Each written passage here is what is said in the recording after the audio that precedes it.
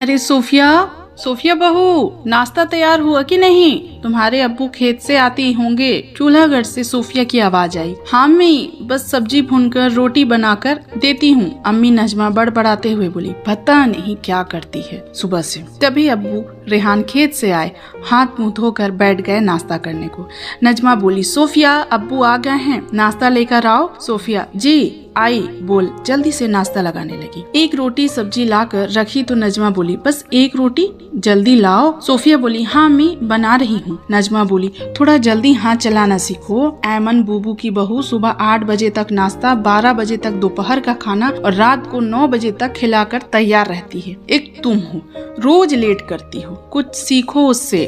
Sophia नजरें झुकाए सब सुनकर चली जाती है। सोफिया की शादी फिरोज के साथ 6 महीने पहले ही हुई थी। वह पूरे तरीके से उस घर के तौर तरीके नहीं सीख पाई थी। सास सिखाती कम थी, बस दूसरों की बहू की तुलना अपनी बहू से करती रहती थी। शाम का वक्त था। सोफिया अपनी सास के लिए नाश्ता और चाय लेकर जाती, जहाँ नजमा फोन पर खाला जान से बात करते हुए बोली, देख तो बहन, चाची की बहू दहेज में कार और 50 तोला सोना लेकर आई है और यहाँ पर सोने के नाम पर मंगलसूत्र और कान में और 30,000 की बाइक। हाय रे किस्मत। सोफिया चाय का ट्रे टेबल पर रखकर बिना कुछ बोले चली जाती है। उसे अपनी सास की बात बहुत बुरी लगी, पर आंखों में आंसू आते ही झट से पोंछ लेती है और अपनी मम्मी से शिकायत करते हुए बोली, मम्मी मैं अपनी सास की हरकतों से परेशान हूँ। वह बस मुझे दूसरों की बहू से तुलना करती रहती है। कभी इसकी बहू देखो, कभी उसकी बहू को देखो। मैं परेशान हो गई हूँ। आज 6 महीने से बस रोज रोज वही सुन के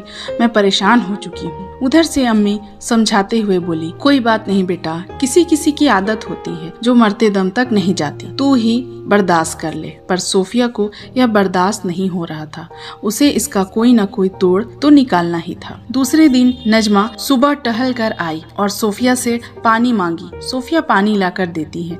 नजमा बोली, जानती हो बहू, अभी 1 महीने पहले हमारे जामनगर वाले मामू ने जो शादी की है अपने बेटे की। सोफिया खुश होते हुए बोली, हाँ अम्मी, अशरफ की ना?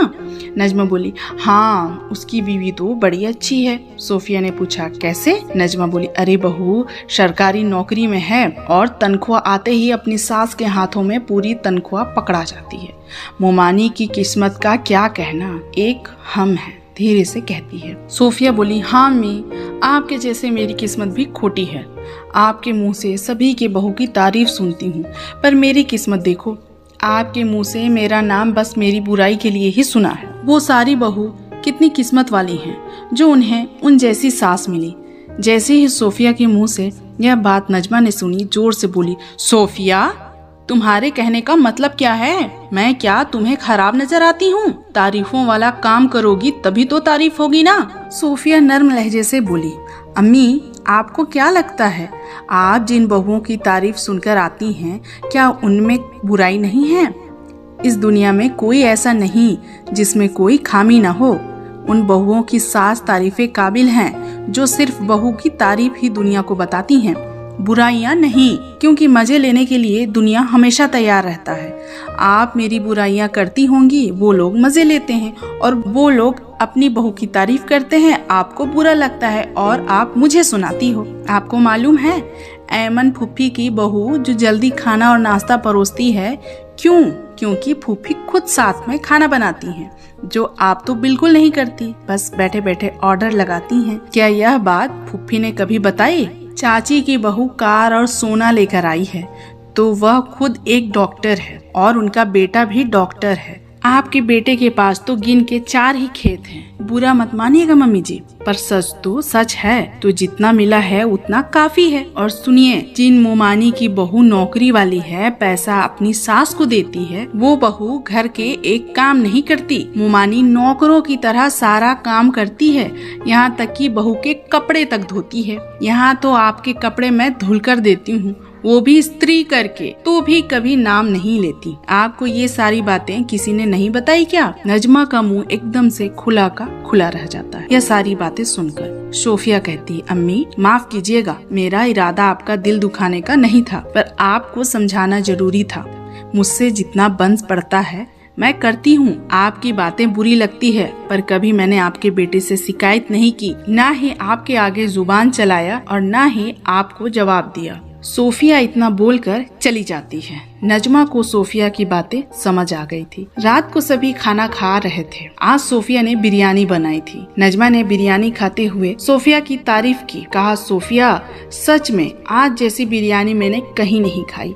सोफिया खुश होते हुए बोली, लगता है अम्मी को मेरी बातों का असर हो गया है, नहीं तो मजाल है कि वो मेरे खाने की तारीफ करें। थोड़ी देर बाद सोफिया नजमा के कमरे में पानी लेकर गई तो नजमा फोन पर अपनी सहेलियों से बातें करते हुए बोली, क्या कहूँ रिहाना, मेरी सोफिया जैसा खाना, खास कर बिरयानी, तो मेरे खानदान की कोई बहू नहीं बनाती। यह सुन सोफिया जोर जोर से हंसने लगी और कही, सच कहती है अम्मी कि किसी की आदत मरते दम तक नहीं जाती। दोस्तों, एक दूसरे से तुलना करना कुछ हद तक ही ठीक लगता है, पर तुलना करना ही क्यों? ऊपर वाले ने सभी के अंदर कुछ न कुछ कमी छोड़ी होती है और खूबी भी दी होती है, तो दूसरों की खूबी से जलना नहीं और अपनी खूबी से किसी को जलाना नहीं। दोस्तों, वीडियो अच्छी लगी है तो प्लीज मेरे चैनल को लाइक और सब्सक्राइब जरूर कीजिए। अपना प्यार मुझे यूं ही देते रहिए। मिलते हैं अगली वीडियो में। Bye bye.